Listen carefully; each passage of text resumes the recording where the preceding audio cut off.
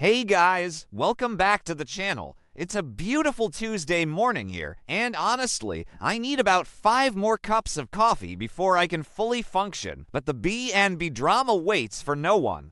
So let's just dive right into the absolute mess that is happening right now. And wow, do we have a lot to talk about today. I am sitting here staring at my screen, just trying to process the absolute chaos that is unfolding on the bold and the beautiful. I mean, I've been covering this show for a long time, and sometimes you can see a plot twist coming from a mile away, but the character assassinations, those always sting a little bit. So let's talk about Melissa Dillon first. Wow, remember when she first showed up on our screens? Think back to those early days. She was the ultimate damsel in distress. The sweet, innocent girl who was literally homeless, living out of her car, just trying to survive in the big bad city of Los Angeles. We all felt sorry for her. I know I felt sorry for her. The writers really pushed that narrative hard, didn't they? They wanted us to see her as this pure, untainted soul who just needed a lucky break. And Elektra Forrester gave her that break. She became the fiercely loyal best friend. The girl who would do anything for the Forresters because they saved her from the streets. But let's be real here. Let's just be completely honest with ourselves. The cracks in that good girl facade are showing. And they are showing big time. We all had those little suspicions, right? You guys know what I mean.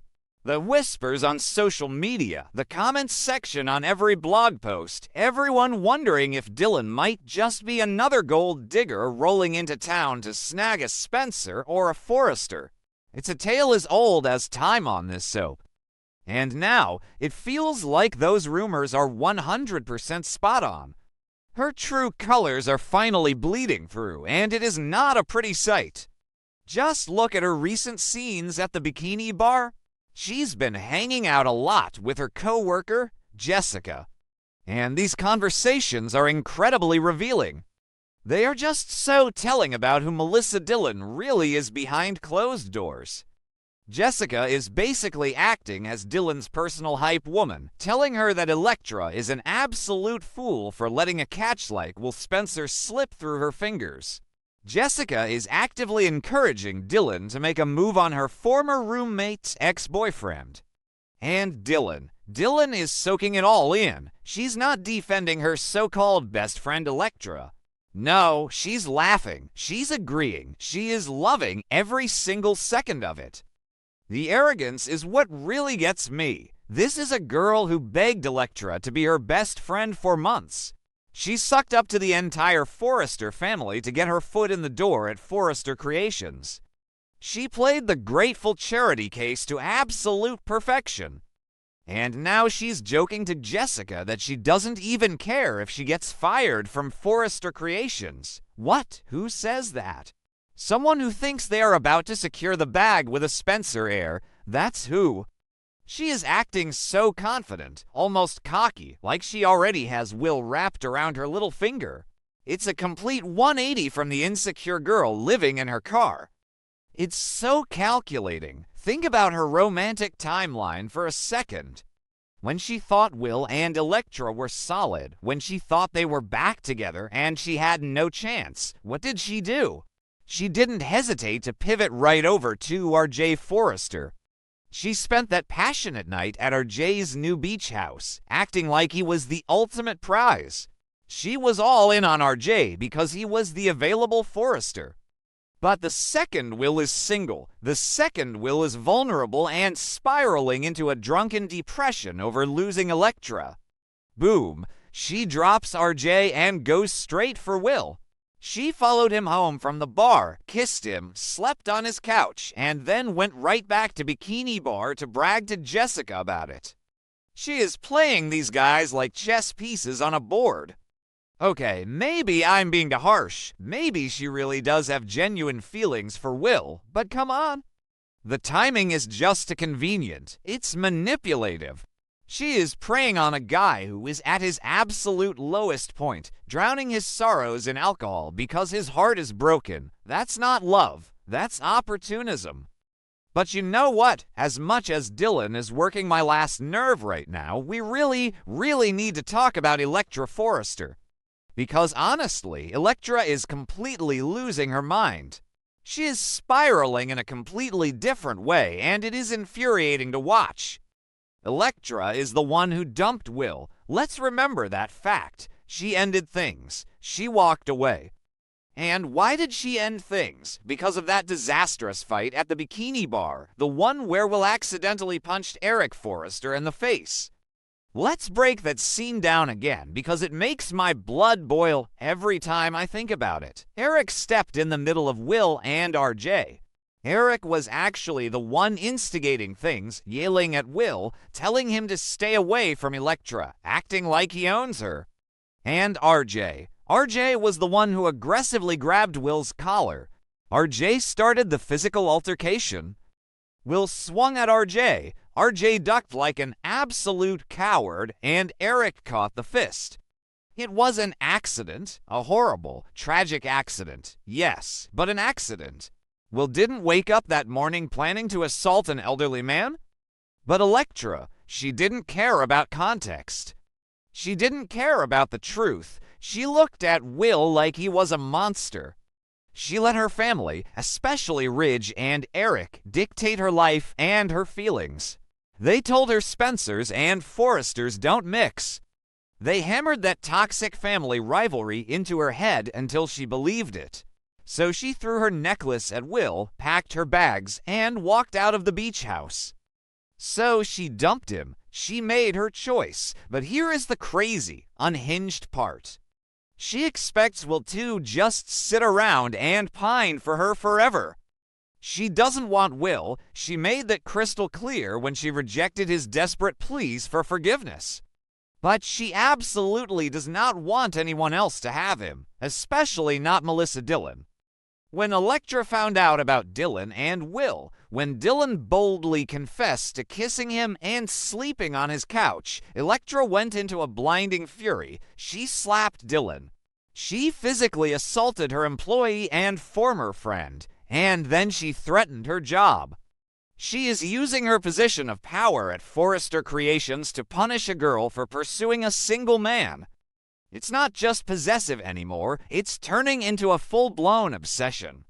Electra is abusing whatever power she has left to keep Will isolated and miserable.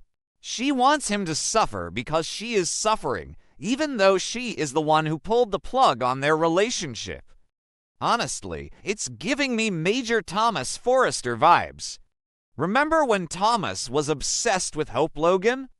How he wanted to control her every move, how he felt entitled to her. Electra is doing the exact same thing to Will right now. She wants to monitor his every move, even when she's not with him. She demands absolute loyalty from a man she threw away like yesterday's trash. She expects him to just wait on a shelf, gathering dust until she decides she wants to play with him again. It's toxic. It is so incredibly toxic. I can't even stand to watch her scenes right now because the entitlement is just off the charts. And the hypocrisy. Oh my God, the hypocrisy of Electra Forrester. Let's rewind to before the breakup, when Electra was making these insane, unreasonable demands on Will. She demanded that he spill all the corporate secrets from his mom's company, Logan Creations.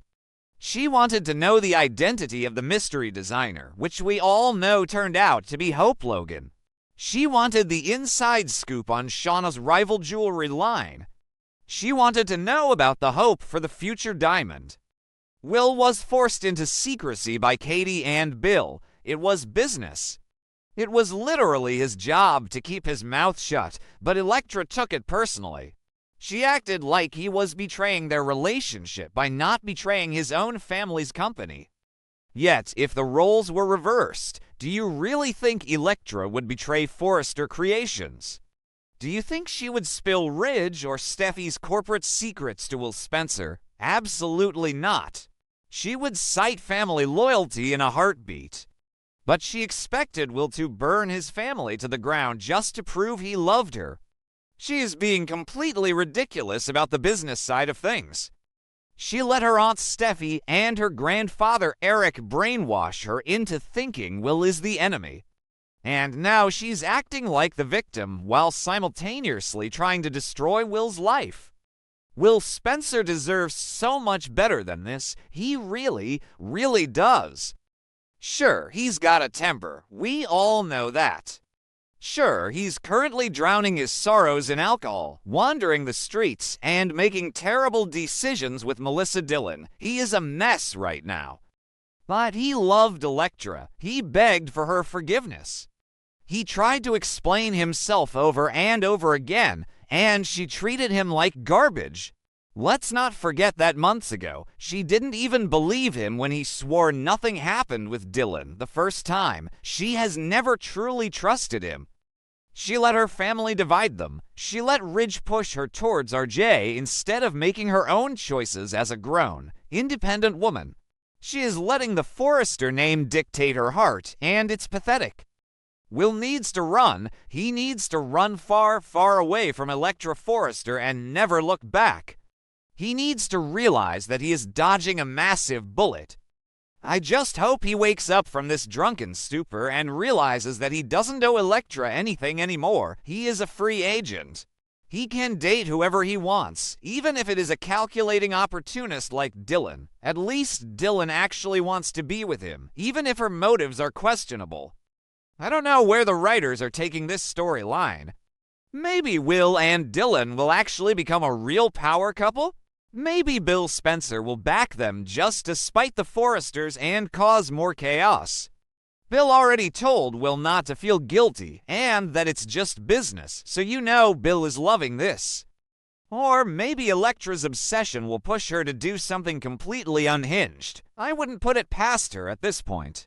She is clearly not in her right mind if she thinks she can dump a guy and then control his dating life through corporate threats and physical violence. And let's talk a little bit more about RJ in all of this. RJ is playing the good guy, the white knight swooping in to save Elektra from the big bad Spencer, but RJ is just as manipulative. He knew exactly what he was doing at the bikini bar. He provoked Will, he grabbed Will, and when the punch came, he ducked, knowing full well his grandfather was standing right behind him. Ray J let Eric take the hits so Will would look like a monster. And Elektra is totally blind to it. She is so blinded by the Forrester loyalty that she can't see RJ is playing her. RJ is using this entire tragedy to get Elektra into his bed, and it's working. She ran right into his arms and kissed him. It's disgusting.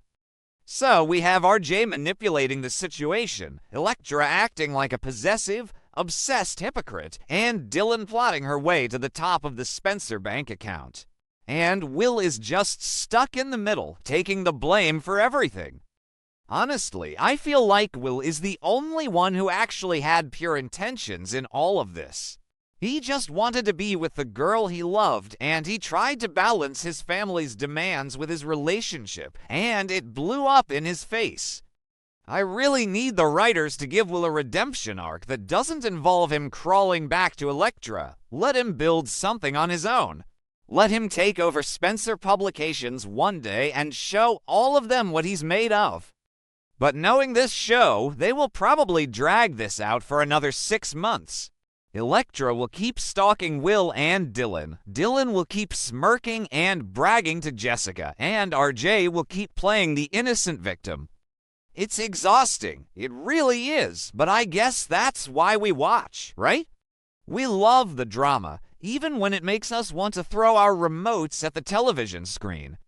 Okay, wait, let me back up for a second. Maybe I am giving Dillon too much credit as a mastermind. Maybe she's just a girl who saw an opportunity and took it. When you live in your car, you learn to survive. You learn to attach yourself to people who can protect you. First it was Elektra, and now it's Will. It's survival of the fittest in Los Angeles. But bragging to the bartender, that's just sloppy.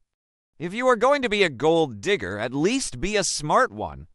Don't go running your mouth to Jessica where anyone can hear you. Elektra is already breathing down her neck, and Katie Logan is launching a full-scale investigation into her past. Dylan is playing a very dangerous game, and she is bound to get burned. And as for Elektra, I just don't see how she comes back from this. She has shown her true colors, too.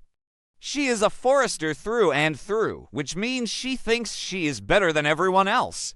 She thinks the rules don't apply to her. She can demand secrets, but she won't share them. She can dump a guy, but she won't let him move on.